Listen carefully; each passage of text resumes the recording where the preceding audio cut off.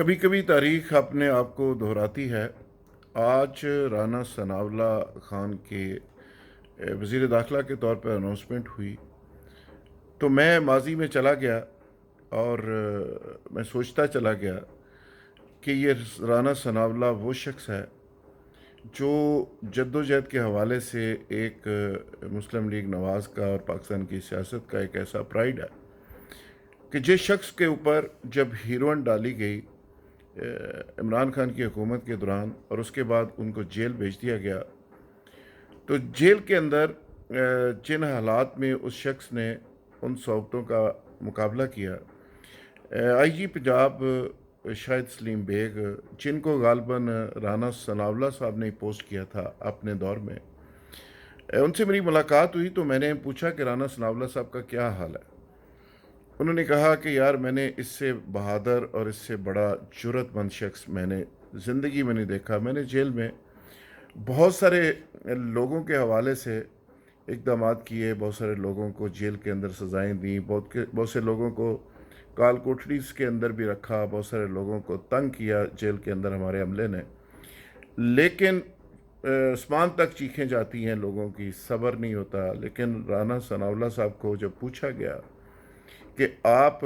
کے لیے میں کیا کر سکتا ہوں، تو رانا ثناءاللہ نے صرف یہ کہا کہ آئی جی صاحب، یہ جو بڑے بڑے تالے، ایک تالا، دوسرا تالا، تیسرا تالا، جہاں پہ میں جس سیل میں بند ہوتا ہوں اس کے باہر 3 دروازے اور تینوں کو تالے لگے ہوتے ہیں،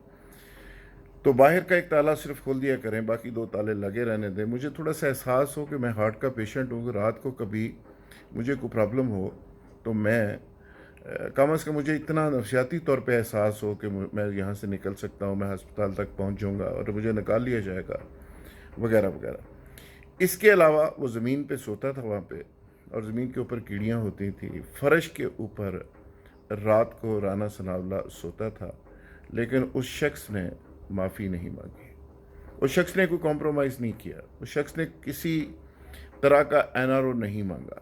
اور مسلسل وہ صعوبتیں برداشت کرتا رہا، مقابلہ کرتا رہا۔ اس کی فیملی دھکے کھاتی رہی، مختلف کورٹس کے اندر جا کے دھکے کھاتی رہی، لیکن آج جب میں دیکھتا ہوں کہ رانا ثناءاللہ کی اناؤنسمنٹ اسی ڈپارٹمنٹ کے منسٹر کے طور پہ ہو رہی ہے، انٹیریئر منسٹر کے طور پہ،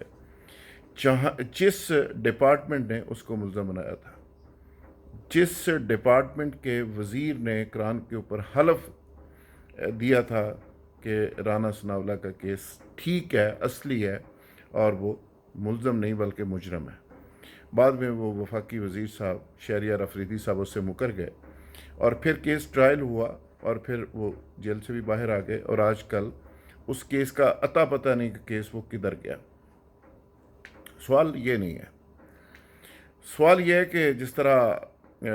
آصف زرداری اور بلاول بھٹو زرداری کہتے ہیں کہ جمہوریت بہترین انتقام ہے،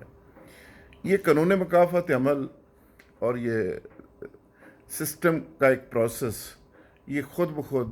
نقاب چہروں سے اتار دیتا ہے، یہ خود بخود لوگوں کو بے نقاب کر دیتا ہے۔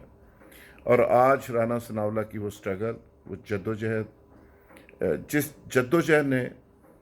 اس کو کندن بنایا، جس جد و جہد نے آج اس مقام پر لا کھڑا کیا، اور آج ایک پولیٹیکل ورکر کے لیے اس سے بڑی کوئی پرائڈ، کوئی سعادت، کوئی تمغہ نہیں ہو سکتا جس طرح رانا ثناءاللہ نے اس جرت اور بہادری کے ساتھ مقابلہ کیا، اور آج جس جگہ پہ وہ ہے وہ اپنی اس ثابت قدمی کی وجہ سے ہے۔ مجھے بہت سے اتفاق ہوا، بہت سارے منسٹرز کو ملتے رہتے ہیں، بہت سے ورکرز کو ہم ملتے رہتے ہیں، لیکن جتنا بہادر اور جرت مند اور ثابت قدم اور ویژنری یہ شخص ہے اور یہ ورکر ہے، مسلم لیگ نواز کو یہ میں سمجھتا ہوں ایک بہت خوبصورت ہیرا ملا ہے، اور مسلم لیگ نواز کو بھی اس کی قدر کرنی چاہیے۔ اور رانا ثناءاللہ سے مجھے یہ توقع ہے کہ وہ اب وزیر داخلہ بن کر وہ اپنی اس غصے کا اظہار ان لوگوں پہ نہیں کریں گے، یا اس چیز کو ریپیٹ نہیں کریں گے جن لوگوں نے اس کے ساتھ ظلم اور زیادتی کی تھی۔ مجھے امید ہے کہ وہ اپنی اعلیٰ ظرفی کا مظاہرہ کرتے ہوئے ان لوگوں کو معاف کر دیں گے، اور